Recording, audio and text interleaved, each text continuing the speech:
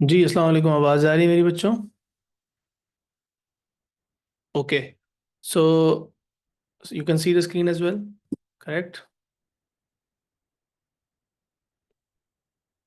Okay, so अब हम उसी फाइल का क्वेश्चन नंबर 6 करते हैं, फिर आईजीसीएसई के लेटेस्ट पेपर्स में से कुछ और क्वेश्चंस करेंगे। ठीक है। यहाँ पे आपको जो क्वेश्चन नज़र आ रहा है इसको और से देखो, तो लिखा हुआ है teacher tales a class that the resistance of a wire. Okay, so this is the question. A teacher tales a class that the resistance of a wire depends on the length of the wire, the type of the metal from which the type of wire पे भी depend करता है, और diameter of the wire पे भी depend करता है। तीन चीज़ों पे रेजिस्टेंस डिपेंड करता है। रेजिस्टेंस को कैलकुलेट करने के लिए ये फॉर्मूला है, where V is the potential difference, I is the current. आपको इन्वेस्टिगेशन प्लान करनी, determine how the resistance depends on the length of the wire. तो रेजिस्टेंस और लेंथ का रिलेशनशिप इन्वेस्टिगेट करना है, इस बारे में पूरा क्वेश्चन होगा। ठीक है। और वो कह रहे हैं कि आपके पास जो ऑपरेटर्स अवेलेबल है उसमें एमीटर है, वोल्टमीटर है, पावर सप्लाई है, वेरिएबल रेजिस्टर है, स्विच है, कनेक्टिंग लीड्स है। याद रखो, वेरिएबल पावर सप्लाई नहीं, पावर सप्लाई फिक्स्ड है लेकिन वेरिएबल रेजिस्टर दिया हुआ है। Resistance wires of different length दी हुई है, मीटर रूल दिया हुआ है। You are not required to do the investigation. आपको डायग्राम ड्रॉ करना है सर्किट का। ठीक है, to determine the resistance of each wire. Instructions देनी है। Suitable length of the wire आपने बतानी है कि वायर की लेंथ सूटेबली होनी क्या चाहिए। वेरिएबल्स टू कंट्रोल आपने बताने हैं, टेबल बताना है। ठीक है। जिससे फिर ग्राफ भी ड्रॉ हो सके। ऑलराइट।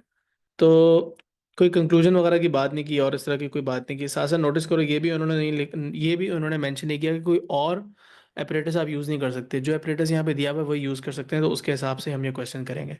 क्लियर होगी बात? ठीक है। So let's start writing down our answer. बताओ यहाँ पे सबसे पहली बात, डायग्राम जो हम बनाएंगे वो किस तरह का बनना चाहिए। अगर हम डायग्राम की बात करें तो सबसे पहले हमारा डायग्राम किस किस्म का बनेगा, अब इसके बारे में हमने सोचना है। Right. So let's think about the diagram. What would the diagram look like? Diagram के अंदर ऑब्वियसली, अगर हम पहले यहाँ पे अपना एक पेज ऐड कर लें, डायग्राम जब वो अपना ऐड करेंगे तो उसमें ऑब्वियसली सबसे पहले वो वायर बना लो जिसका रेजिस्टेंस मैं लेबल, जिस वायर का रेजिस्टेंस में मेजर करना है, let's say this is the wire. ठीक है। अब इस वायर का जब तुम्हें डिफरेंट वायर्स तुम्हारे पास अवेलेबल हैं, this is like one of the wires. तो अब ये जो वायर है, इसके अक्रॉस तुम्हें एक सर्किट कनेक्ट करना है, जिससे फिर तुम उसके बाद इस वायर का रेजिस्टेंस निकाल सको। तो obviously you need to supply some power to the wire. ठीक है। तो उसके लिए हम बैटरी नहीं बना रहे, पावर सप्लाई का सिंबल बना रहे हैं, तो मैं डीसी पावर सप्लाई का सिंबल बना रहा हूँ। उसके साथ मैं एक स्विच बना रहा हूँ।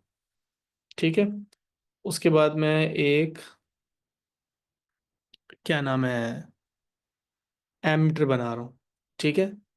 इसके साथ पैरेलल में मैं एक वोल्ट मीटर कनेक्ट करूंगा। ये सारी चीज़ें इनफ है। अभी तक मैंने क्या क्या यूज़ कर लिया?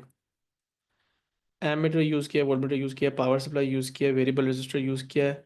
कनेक्टिंग लीड्स तो ऑब्वियसली यूज़ करेंगे, जो वायर जिसका रेजिस्टेंस है वो यूज़ किया है। मीटर रूल भी ऑब्वियसली यूज़ करेंगे। ठीक है। हम ऐसा करते हैं, यहाँ पे एक मीटर रूल बना देते हैं।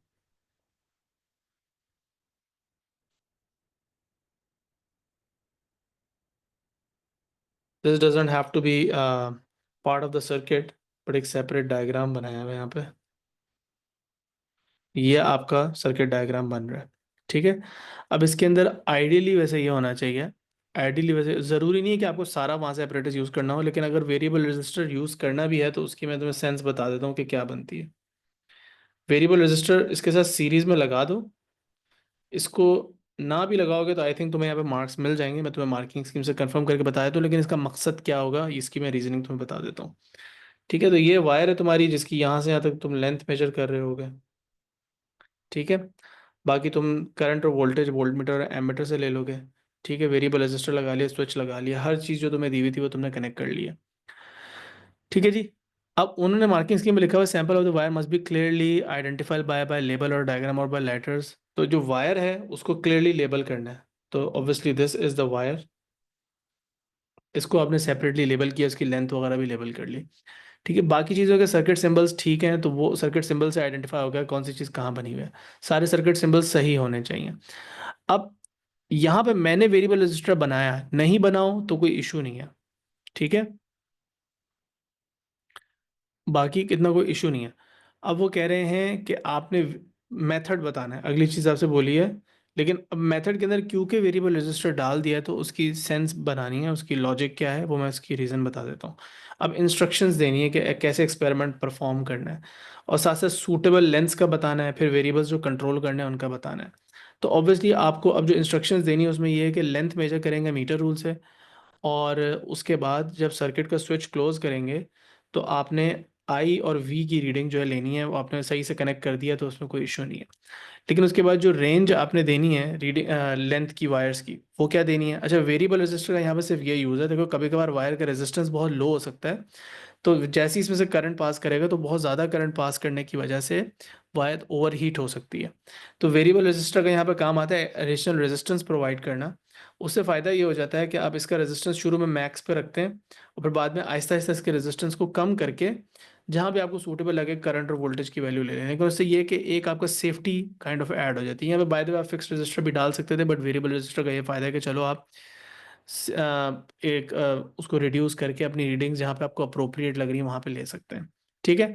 अब मेथड की बात करेंगे तो आपने वोल्टमीटर से वी की रीडिंग लेनी है, एमीटर से आई की रीडिंग लेनी है, मीटर रूल से लेंथ को मेजर करना है। ठीक है।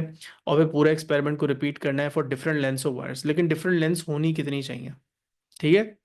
वायर जो है उनके उनकी लेंथ्स क्या होनी चाहिए, क्या सूटेबल लेंथ्स हैं, उन्होंने लिखा हुआ है 5 सेंटीमीटर से लेके 2 मीटर तक। अब अगर आप लोगों ने ज़्यादातर इस तरह के अगर स्कूल में इस तरह के एक्सपेरिमेंट किए तो बाय द वे जो वायर्स की लेंथ होती है 100 सेंटीमीटर के आसपास। सही है। उन्होंने 5 सेंटीमीटर से 2 मीटर तक बोला है, यानी कि 200 सेंटीमीटर तक आप जा सकते हैं, और मिनिमम 5 सेंटीमीटर। लेकिन जो बेहतरीन तरीका ये होगा कि let's say if you have 5 different wires, तो इस तरह 50 60 70 80 90 और 100 सेंटीमीटर्स की वायर हो, सो दैट्स बेसिकली इट। ठीक है। इस तरह की बात करते हैं। और जो सबसे छोटी लेंथ हो और जो सबसे बड़ी लेंथ हो, उसमें कम से कम एटलीस्ट 1:2 का रेशियो, यानी कि अगर सबसे छोटी लेंथ 50 है, सबसे छोटी लेंथ 50 है तो सबसे बड़ी लेंथ एटलीस्ट उससे डबल होनी चाहिए, यानी कि 100 होनी चाहिए। अगर सबसे छोटी लेंथ 60 है तो उससे सबसे बड़ी वाली जो लेंथ है वो एटलीस्ट 120 सेंटीमीटर इस तरह होनी चाहिए। ठीक है। तो अब हम अपना यहाँ पे थोड़ा सा प्रोसीजर मेंशन करेंगे। Connect the circuit as shown above, full stop. First, set the variable resistor to its maximum resistance so that a huge amount of current does not pass and the wire is not overheated. Full stop. Now close the switch and gradually reduce the resistance of variable resistor,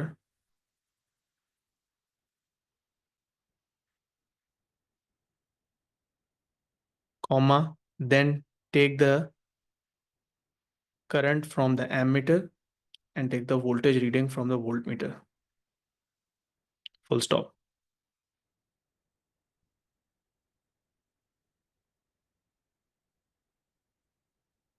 अब हम बताएंगे repeat the above situation, above procedure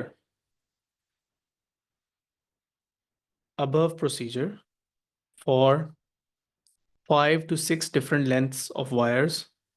Full stop. The smallest length should be 50 centimeter and the greatest length should be at least 100 centimeters. Full stop.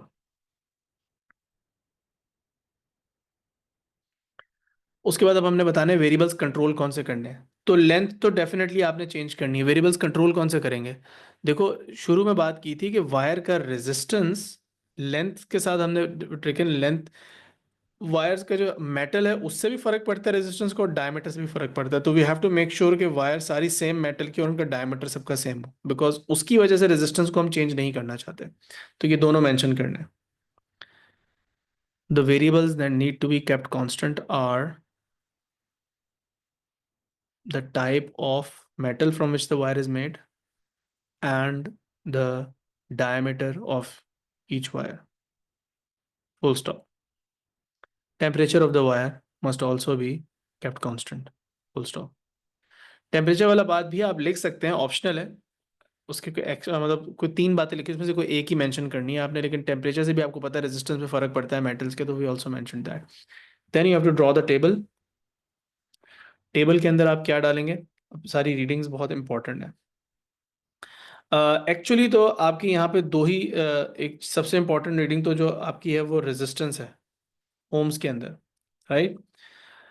लेकिन जिस चीज़ के against उसका relationship आप technically बना रहे हैं वो क्या चीज़ है, वो है लेंथ, जो कि आप सपोज कर लो सेंटीमीटर में ले लेते हो। अब ग्राफ तो इन दोनों चीज़ों का ही बनेगा, लेकिन रेजिस्टेंस आपने कैसे निकाला था, करंट और वोल्टेज की रीडिंग लेके।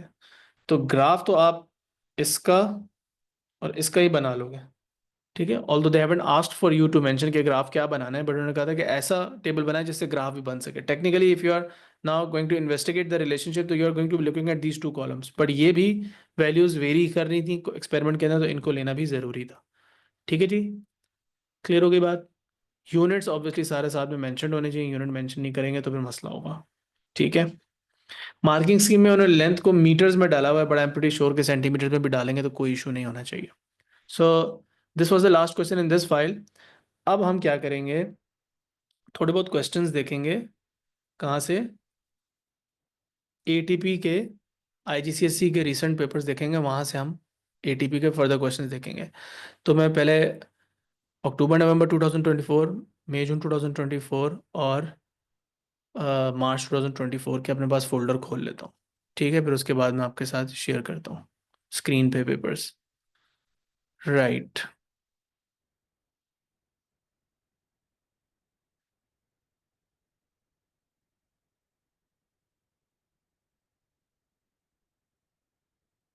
हमारा सिर्फ फोकस प्लानिंग क्वेश्चंस पे है, तो हम उनके डायरेक्ट लास्ट क्वेश्चन पे जाएंगे इन सारे पेपर्स के। 0625, ओके। तो मार्च का पेपर 4-2 निकाल रहा हूँ मैं, मार्च 2024 का। उसके बाद मैं निकाल रहा हूँ अक्टूबर नवंबर का 414243, सॉरी हाँ, अक्टूबर नवंबर का भी और मई जून का भी 414243। गलती हो गई, पेपर 4 नहीं, पेपर 6 निकालना है, आई एम सो सॉरी। उसमें पेपर 6 होता है ना आईजीसीएसई के अंदर।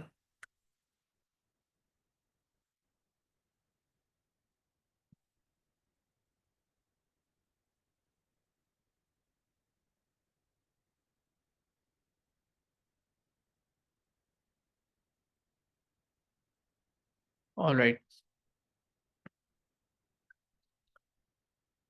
अब हम ज़रा इन सारे पेपर्स की मार्किंग स्कीम भी खोल लेते हैं ताकि आंसर्स को जल्दी से चेक कर सकें।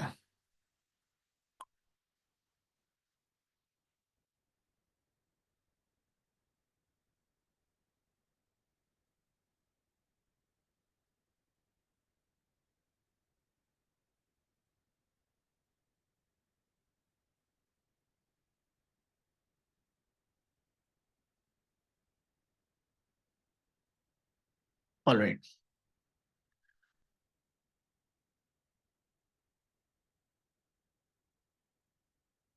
चलो जी, अब हमने अपने पास फाइल्स ओपन कर ली हैं। Hopefully you should be able to see them as well. नज़र आ रही तो मुझे बताओ, नहीं नज़र आ रही तब भी मुझे बताओ। Can you see the screen everyone?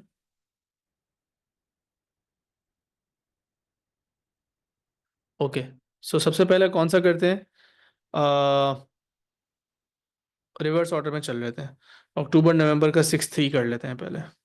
सही है, तो look at the paper that we are doing right now, ठीक है। अक्टूबर नवंबर का 6-3 है। जैसे कि हमेशा 1 आवर का पेपर होता है 40 मार्क्स का, बट मुझे सीधा सीधा इंटरेस्ट है प्लानिंग क्वेश्चन में जाने का, तो मैं सीधा उस पर जाऊंगा। आपके सामने पहला पेपर जो है वो मैंने खोल लिया। तो ये वाला पेपर जो है इसके अंदर आपको क्वेश्चन अब नजर आ रहा है, रीड करो क्वेश्चन, फिर उसके बाद इसका आंसर देना शुरू करते हैं। अच्छा, मैं आईजीसीएसई में देख रहा था यूजुअली 7 मार्क का ये क्वेश्चन फिक्स्ड आ रहा था, ठीक है। 7 मार्क की मोस्टली आ रहा होता है, but anyhow. So student is investigating the speed of a trolley moving down a sloping ramp. So ये काइंड ऑफ उसी टाइप का क्वेश्चन है जो वहां पे भी हमने देखा था। एक्सपेरिमेंट करना है to enable to compare the effect of different angles of the slope on the average speed of the trolley between points on the ramp. So कोई रैम्प पे 2 पॉइंट मार्क कर लेना और उसके अंदर एवरेज स्पीड निकालनी है। एवरेज स्पीड का फॉर्मूला उन्होंने आपको दिया, you should always already know that. apparatus available includes long ramp with a support that enables to be set at different angles. So we don't have to think about कि उसका angle किस तरह change करना है, वो उन्होंने बता दिया कि रैम्प के अंदर एंगल चेंज करने का ऑप्शन आपने आपको पहले से दिया हुआ है। स्मॉल ट्रॉली आपको दी हुई है, ट्रॉली एक ही दी हुई है, मल्टीपल ट्रॉलीज नहीं दी हुई in your plan. Additional operators अब आपको बताना पड़ेगा, ठीक है, क्योंकि उन्होंने आपको खुद कहा है how to do the experiment, how to take the measurements so that average speed can be determined. तो ऑब्वियसली स्पीड डायरेक्टली तो डिटरमिन होती नहीं, आपको डिस्टेंस और टाइम की वैल्यूज मेजर करनी पड़ेंगी। अगेन यहाँ पे थोड़ा सा ट्रॉली फास्ट ही मूव करेगी, so it would be much better कि आप स्टॉप वॉच यूज़ करने के बजाय वीडियो से काम चलाएं, would be much better, right.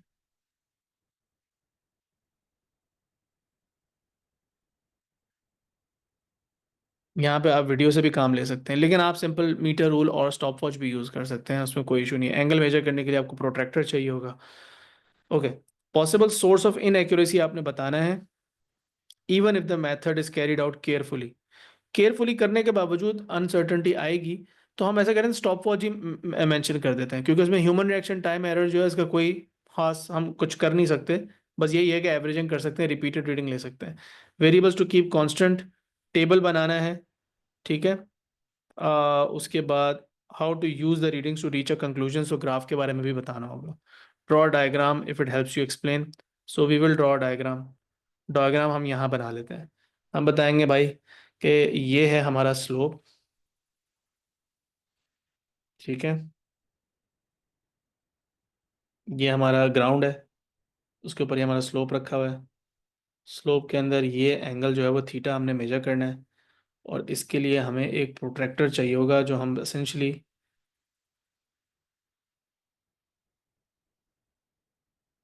यहाँ पे रखेंगे।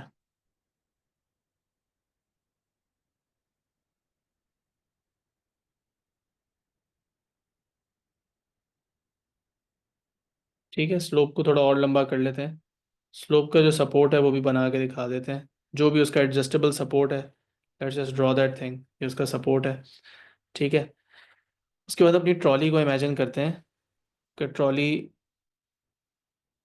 ट्रेवल करती है, बट हमें कोई दो पॉइंट्स मार्क करने होंगे जिसके अंदर हम कह सकें कि हम इसकी एवरेज स्पीड मेजर कर रहे हैं। तो you have to mark with a marker और समथिंग, ठीक है। ये डिस्टेंस हमें फिक्स रखना होगा, ठीक है, ये डिस्टेंस हमें फिक्स रखना होगा, और ये डिस्टेंस जितना ज़्यादा बड़ा हो उतना बेहतर है, ठीक है। It's not necessary to draw the diagram, but you are it's optional essentially. तो आपकी जो एक्सप्लेनेशन होगी उसको हेल्प करेगा, ठीक है। कोई आपने इंपॉर्टेंट पॉइंट मिस कर दिया तो यहाँ से एग्जामिनर पिक कर सकता है, ठीक है। यहाँ पे ऑब्वियसली आप मीटर रूल से इसको मेजर करेंगे, बता के मीटर रूल बनाने की जरूरत नहीं, इवन यहाँ पे प्रोटेक्टर भी बनाने की जरूरत नहीं है टेक्निकली स्पीकिंग। अच्छा, फिर उसके बाद आपको obviously you would need a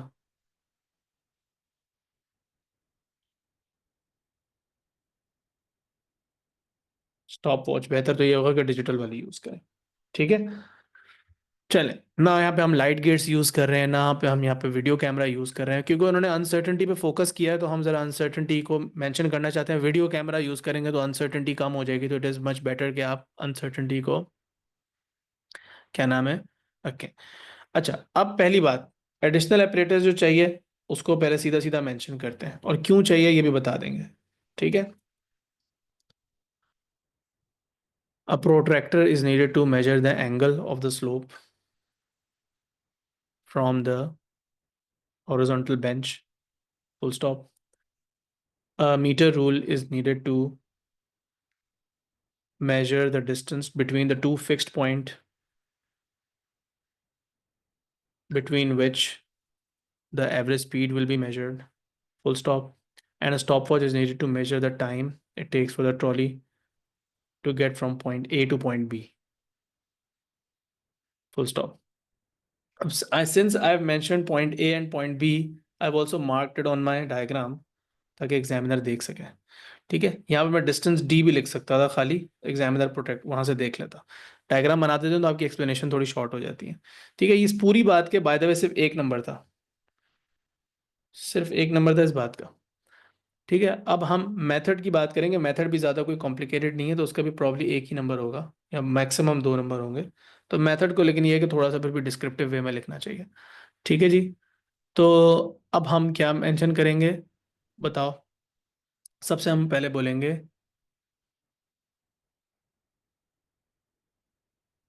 set a slope at a certain angle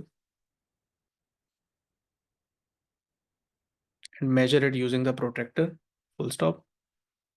Then mark 2 points with a tape or a permanent marker on the slope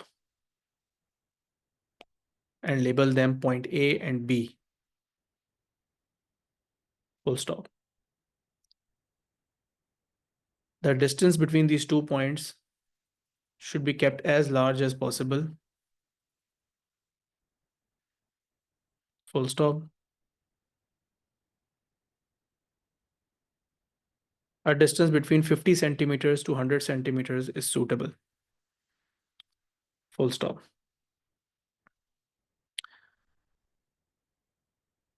Release the trolley from a starting point, full stop. As the trolley passes point A, start the stopwatch, and as it crosses point B, stop the stopwatch, full stop.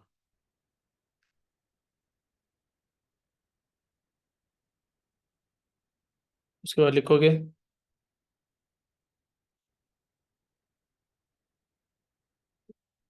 Average speed is equals to distance, और यहाँ पे mention कर दो distance between A and B, time to go from A to B.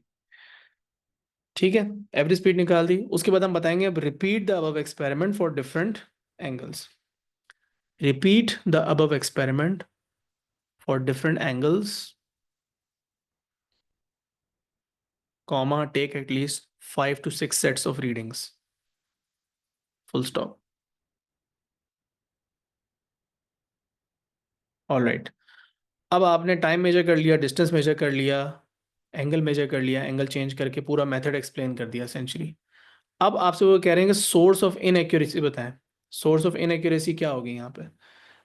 Time जो है ना trolley का, जितना बड़ा भी आप डिस्टेंस रख रहे हैं, पॉइंट ए को एग्जैक्टली वो किस टाइम पे क्रॉस करी, किस टाइम पे नहीं क्रॉस करी, वो एक मसला बनेगा ही बनेगा, सही है। तो डिफिकल्ट है टाइम को मेजर करना because the time interval is pretty short, तो उसमें ह्यूमन रिएक्शन टाइम एरर आएगा, ठीक है। लेकिन इसमें ये भी है कि रैम्प का सरफेस बम्पी हो सकता है, ठीक है। ट्रॉली जो है वो टेढ़ी वेढ़ी भी ट्रैवल कर सकती है, जरूरी नहीं कि एग्जैक्ट स्ट्रेट लाइन में ट्रैवल करे। There is a bunch of different things, but I think the most obvious one is के टाइम का इशू है, ठीक है। A major source of inaccuracy would be the human reaction time error involved in measuring the time using stopwatch, full stop. So even if you're careful, you're gonna make that mistake. They haven't asked how to how to fix that, but हाँ हम एक distance के क्या कहते हैं, एक ही angle के लिए 2 दफ़ा टाइम मेजर कर सकते हैं। इफ़ दे आस्ट तो यू कुड हैव सेड कि आप डिस्टेंस को, वो डिस्टेंस फिक्स रख के एंगल, एक ही एंगल पे 2 दफ़ा ट्रॉली को रिलीज करके उसका टाइम मेजर करें, उसकी फिर एवरेज ले लें। तो रिपीटिंग और एवरेज करने से रीडिंग ज़रा ज़्यादा रिलायबल हो जाती है, ठीक है। सोर्स ऑफ अनसर्टेनिटी बता दी। अब वेरिएबल्स जिनको कंट्रोल करना है वो बताएंगे।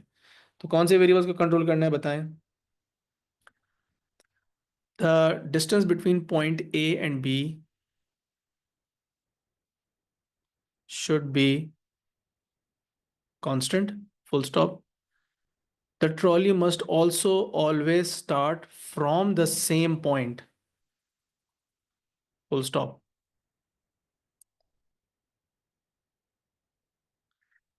तो ए और बी का डिस्टेंस फिक्स रखना है, ठीक है। लेकिन एक और चीज इंपॉर्टेंट ये है कि ट्रॉली जहां से स्टार्ट करेगी वो पॉइंट भी फिक्स कर लेना है आपने, और हमेशा एक ही पॉइंट से ट्रॉली को स्टार्ट करना है, क्योंकि अगर ज्यादा ऊपर से स्टार्ट होगी तो then it will accelerate more, it will gain more speed, और फिर एंगल का इफेक्ट यहाँ से कैंसिल आउट हो जाएगा। नहीं जैनब बेटा, that does not make any sense, I don't think so. इस तरह तो नहीं करना चाहिए। सारे अलग अलग एंगल्स पे जो डिस्टेंसेस हैं उनको आपस में आप रिलेट नहीं करेंगे। Can we write this in points? I would suggest write this in paragraph but just make separate paragraphs, यानी कि एक एक लाइन छोड़ दो, बट पॉइंट्स में भी लिख दोगे तो इतना कोई इशू नहीं है। ठीक है।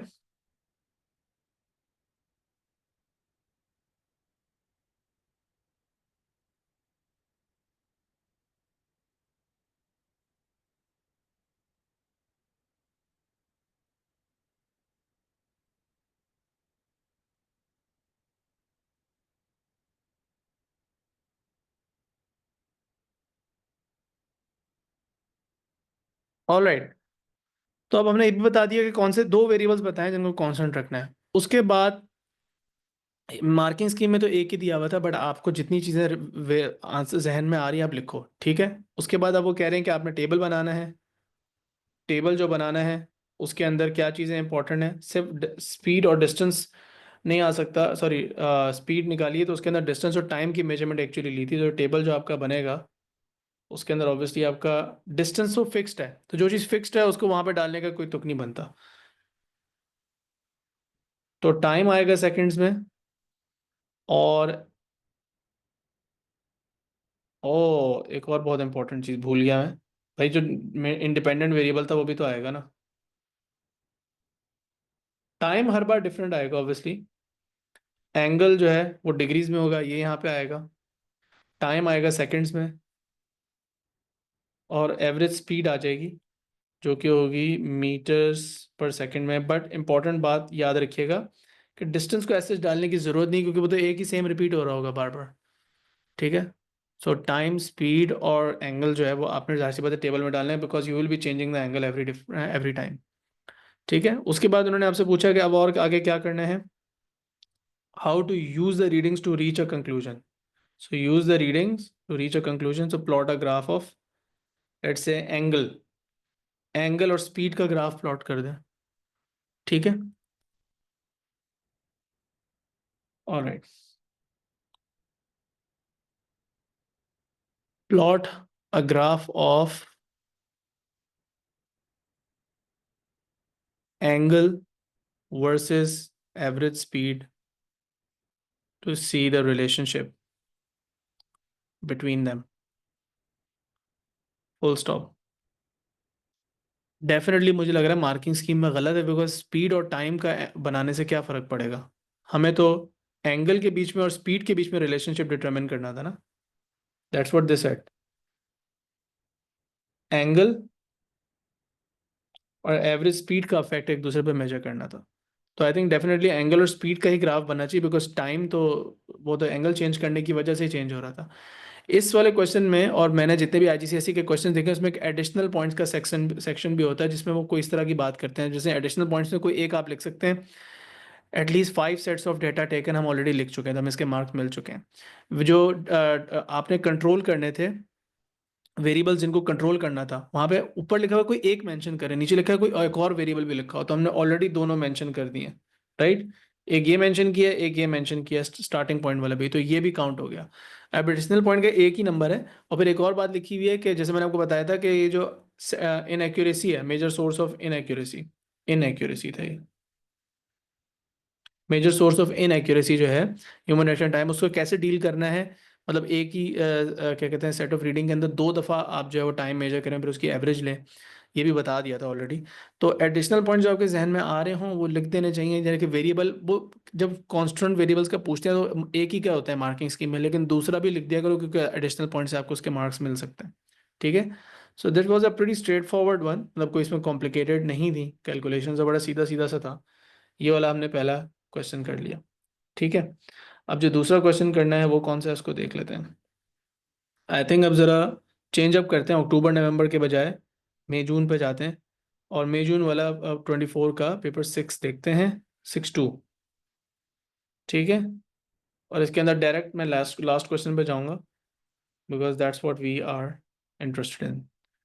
थोड़ा सा मिलता जुलता एक्सपेरिमेंट है, काइंड ऑफ डिफरेंट है बल्कि। और इसको देखते हैं।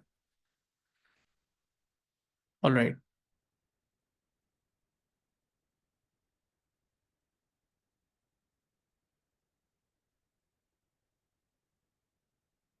राइट, अब यहाँ पे स्टूडेंट को क्या करना है, एक फ्लेक्सिबल ट्रैक है उसके पास बेंच के एज पे रखा हुआ है, ये रहा फ्लेक्सिबल ट्रैक। ठीक है। Investigates a metal ball as it rolls down and travels through the air. The metal ball travels a horizontal distance d through the air and lands on the floor. Sand रखा हुआ है, sand box जो है वो by the way इसलिए रखा है ताकि बॉल एक तो एक ही जगह पे जाके रुक जाए, इस डिस्टेंस भी मेजर करना आसान होगा क्योंकि जब बॉल जहाँ पे गिरेगी वहाँ जाके निशान बनाएगी। दूसरा है कि बॉल बाउंस करके कहीं और नहीं चली जाएगी, तो एक तो डेंजर भी नहीं होगा, और दूसरा है कि बॉल जहाँ जाके रुक जाएगी तो डिस्टेंस मेजर करने में भी आसानी होती है। तो अगर किसी एक्सपेरिमेंट में एज अ प्रिकॉशन भी आप इसको मेंशन कर सकते हैं कि सैंड बॉक्स रखने का क्या फ़ायदा होता है इस टाइप के एक्सपेरिमेंट्स में जहाँ चीज़ें अक्सर गिर रही होती हैं, ड्रॉप हो रही होती हैं, वहाँ सैंड बॉक्स अक्सर यूज़ करना चाहिए। आपकी गाइड में भी ये मेंशनड है पॉइंट बाय द वे। अच्छा, प्लान एक्सपेरिमेंट टू इन्वेस्टिगेट, ये थोड़ा interesting, how one variable affects the distance D. अब कौन सा वेरिएबल है? There are multiple variables that can affect distance D in this experiment. Different तरीकों से आप डिस्टेंस डी का चेंज लेके आ सकते हैं। तो हम जो है वो डिफरेंट तरह की चीज़ें कर सकते हैं। यहाँ पे आपको ऑब्वियसली चूज करना है कि कौन सा वेरिएबल पे आप फोकस करना चाहते हैं। ठीक है। जो अपरेटर्स अवेलेबल है उसमें ट्रैक अवेलेबल है, आपके पास एक ही ट्रैक दिया है, मल्टीपल ट्रैक्स नहीं दिए उन्होंने। और आपको क्लैम बोज और स्टैंड दिया है, जिससे आप जो कि नज़र आ रहा है आपको, ये क्लैम बोज और स्टैंड दिया हुआ है। उसके बाद उन्होंने आपको मेटल बॉल्स डिफरेंट दी हैं, तो इससे यह पेरेंट हो गया। मेटल बॉल्स डिफरेंट दी हैं तो इससे अपेरेंट हो गया ना कि डिफरेंट मेटल बॉल्स है तो उनकी बहुत सारी चीज़ें डिफरेंट हो सकती हैं, बॉल्स के डायमीटर्स डिफरेंट हो सकते हैं, बट मोस्ट इंपॉर्टेंटली बॉल का मास डिफरेंट हो सकता है। सो आपको एक मास बैलेंस भी चाहिए होगा यहाँ पे। तो कौन सा वेरिएबल आपने चूज किया है जिसको आप इंडिपेंडेंट वेरिएबल बना रहे हैं? तो let's go with mass.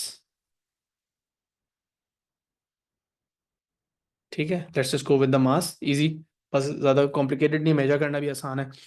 Any additional apparatus needed, so obviously mass balance चाहिए होगा, मीटर रूल चाहिए होगा, ब्ला ब्ला ब्ला। ठीक है। How to do the experiment, variables to be kept constant. ठीक है। स्टार्टिंग पोजीशन सेम होनी चाहिए हर बार, बेंच की हाइट को चेंज नहीं करना, बॉल को हमेशा विदाउट एनी फोर्स अप्लाई करके उसे रिलीज करना है, ऑल ऑफ दैट स्टफ। ठीक है। Draw table, draw table with column headings. ठीक है, टू शो कि कैसे रीडिंग डिस्प्ले करेंगे, how to use the readings to reach a conclusion, so all of that stuff. 7 mark का क्वेश्चन है again, so let's just write down the answer. We don't need to draw diagram over, it's pretty clear कि diagram में क्या चीज़ें हैं। So let's just get on with it. ठीक है। कौन सा वेरिएबल हम चूज करेंगे? The independent variable that may affect the distance is mass of the ball, full stop।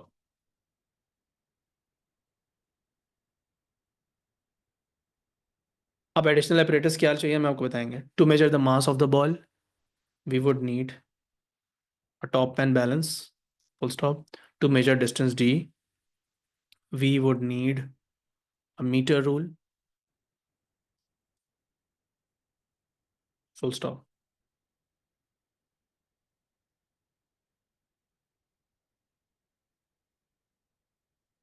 and that's about it, you don't need much else, right? उसके बाद आपको क्या चाहिए? अब आपने मेथड बताना है। Place the ball on the flexible track and carefully release it without applying any additional force, full stop। As the ball lands in the sand, measure its horizontal distance from the bottom of the bench to where the ball landed using a meter rule, full stop। Repeat the above procedure with different balls of different masses, full stop। ये हो गया आपका procedure. Variables कौन से control करने हैं? Same position से ball को हमेशा लॉन्च करें। Alright, the starting position from which the ball is released should be fixed, full stop। I think that's more than enough. ठीक है, अपने मार्क्स खुद भी काउंट करते रहो, तुमने कितने मार्क्स मिल गए। ठीक है, आई वुड से अभी तक हमें 4 पॉइंट लिखे, 4 मार्क्स मिल चुके हैं। ये भी लिख देंगे, रिपीट द एक्सपेरिमेंट अब एटलीस्ट 5 टाइम्स लिख दें तो आपका एडिशनल पॉइंट भी बन जाएगा, ये हमेशा लिख दिया करो। Take at least 5 to 6 sets of readings, तो कितनी डिफरेंट बॉल्स यूज करनी है? 5 से 6 डिफरेंट बॉल्स यूज करनी, डिफरेंट मासेस की, ये हमेशा मेंशन कर दिया करो, एडिशनल डिटेल में मार्क आपका बन जाता है। ओके। उसके बाद हम बात करेंगे टेबल की। टेबल की बात आती है तो टेबल पे ऑब्वियसली आपको डिस्टेंस डी तो मेजर करना ही है, और आप सेंटीमीटर में मेजर कर लें। इसके बाद मास ही आएगा यहाँ पे, और वो मोस्ट प्रोबब्ली ग्राम्स में मेजर हो रहा होगा। So that's about it, there is nothing much. I think there is nothing much to it, बस इतना ही है। बहुत स्ट्रेट फॉरवर्ड सा हमारे पास जो है वो टेबल है। ठीक है। उसके बाद हमें बताने का क्या, ये सारे पॉइंट्स डिस्कस हो गए, टेबल भी हो गया। अब how to reach a conclusion, so हम बताएंगे plot a graph. Plot a graph of distance versus mass, full stop. Analyze the shape of the graph to conclude what is the relationship between the two quantities, full stop. बस, is nothing more. Additional detail में ये भी लिखा हुआ है कि कोई और, अगर आपने यहाँ पे कंट्रोल वेरिएबल कोई और मेंशन कर दिया हो, जैसे स्टार्टिंग पोजीशन एक और लिखी है, एक और लिख दे, तो वो एडिशनल डिटेल में 1 पॉइंट आपका मार्क ऐड हो जाएगा। ठीक है। और ये जो डिस्टेंस मेजर कर रहे हैं आप, ये वाला, और बॉल है, एक ही बॉल से ये डिस्टेंस 2 दफ़ा मेजर करें, यानी कि एक ही मास की बॉल से डिस्टेंस 2 दफ़ा मेजर करें, फिर उसकी एवरेज ले लें। तो ये रिपीटिंग और एवरेजिंग वाली चीज़ जो है वो हर बार, almost every single time, especially where motion और ऑसिलेशंस इज इन्वॉल्व, टाइम की या डिस्टेंस की या मेजरमेंट या स्पीड की मेजरमेंट इन्वॉल्व होती है, वहाँ पे रिपीटिंग और एवरेजिंग मोस्टली वैलिड होती है। आप एम लिख सकते हैं यार, बिल्कुल डेफिनेटली लिख सकते हैं, क्यों नहीं लिख सकते। You could write m over here, you could write complete distance over here as well, but you could write a simple, क्या कहते हैं, letter as well which correctly represents, क्योंकि m के लिए m ही लिखो, मास के लिए m लिखोगे, कुछ और नहीं लिखोगे, मतलब सेंसिबल होना चाहिए। ठीक है, जो उसके रिकग्नाइजेबल सिंबल्स हैं वो यूज़ करेंगे। आई थिंक यहाँ पे रुकते हैं यार, क्योंकि अब थोड़ा सा मुझे ऐसा लग रहा है कि एट इस पॉइंट पे आके कि there is not much going on over here, and I think you guys at least have now understood the formula. Formula समझ में आ गया आप लोगों को करना क्या है, and it's very simple actually. Just, हाँ हाँ, दोनों एक्सेप्टेबल हैं बेटा। So just go through these points and keep answering them one by one. और ऐसे सोचो, ये पॉइंट्स गिनो कितने हैं, ये 6 हैं, और क्वेश्चन के अंदर मार्क्स कितने हैं, 7 है। सो कोशिश करो कि हर पॉइंट का 1 नंबर तो लो, लेकिन कुछ जगहों पे कोशिश करो, जैसे मेथड के अंदर या फिर जो कंट्रोल वेरिएबल्स हैं उसके अंदर जाके, या एडिशनल ऑपरेटर्स के अंदर जाके, चीज़ों के अंदर आप एक्स्ट्रा 1 मार्क और लेने की कोशिश करोगे। तो जितने पॉइंट्स उतने मार्क्स आपके हैं, तो आपने पॉइंट्स देख लेना कि किसी बुलेट पॉइंट के लिए आप 2 चीज़ें भी वैलिड आंसर दे सकते हैं, and then just basically that's it. Formula समझ में आ गया, कोई बहुत रॉकेट साइंस नहीं बन रही यहाँ पे। सो आई थिंक यहाँ पे बस अब रैप अप करते हैं, बाकी की प्रैक्टिस करो, कोई इशू आए तो क्वेश्चंस जो है वो भेजो। बाकी मिस जुहा ने मुझे बताया था कि एटीपी में परसेंटेज डिफरेंस वाला जो क्वेश्चन है, लिमिट ऑफ एक्सपेरिमेंटल एक्यूरेसी, काफ़ी लोगों ने गलत किया था। तो कल अब हम पूरे पूरे पेपर्स प्रैक्टिस करेंगे, और उसमें उस वाले पार्ट पर स्पेसिफिकली जाके आप लोगों को बताऊंगा कि क्या आप लोग मिस्टेक कर रहे थे, क्या उसका तरीका है। ठीक है। तो कल हम 1-2 पेपर आईजीसीएसई के, 1-2 पेपर ओ लेवल के कर लेंगे। तकरीबन अगर हम 2 घंटे की क्लास रखें तो we should be able to do at least 3 papers. वैसे तो एक पेपर 1 घंटे का होता है, but we will try to speed it up and try to do at least 2-3 papers. 2024 वाले ही करेंगे, फिर उसके बाद देखेंगे, एक दिन और एक पेपर कर लेंगे, इस तरह से ही करके चलेंगे। So will try to do in the next 2-3 days 5 से 6 पेपर करने की कोशिश करेंगे, और उसके अंदर ही जो आप लोगों के सवाल आपके जहन में आ रहे होंगे उन्हीं को आंसर करने की कोशिश करेंगे। क्लियर है? ठीक है, चलें जी, अल्लाह हाफिज़।